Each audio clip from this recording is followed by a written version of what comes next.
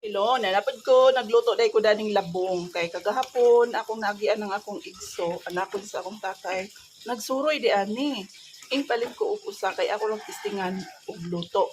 Kani day siya ko ani, patong ni siya nga bata pa. Di pa mo taas niya. Kani, ako na siyang gisubakan o gagmay nga buwad niya. May sardinas o niya, may prito nga isda. Ang prito, wa na makita. Kaya ako na siyang gihimay-himay o gagmay. O, narad ay ka na. Prito na siya. Unya ako din siyang gigisa no, nya ako ning gibutangan og kuko mama. Nya napo day ni siya udong. Lami kayo siya kaayo people kay ako din gitilawan. Oh, maura to mga unata. Ya kay sinanay dili man siya gusto og sunuban, di siya mukaon og gisunuban. So mao ning iya. Charan, o di ba?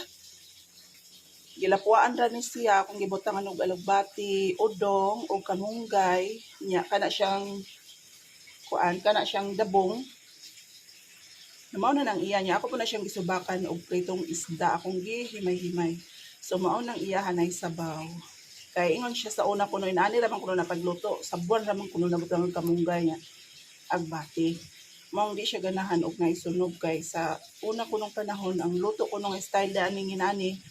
Sa buwan ra man jud kuno. So mao ra to. Thank you for watching. Ulam ni nanay na siya karon.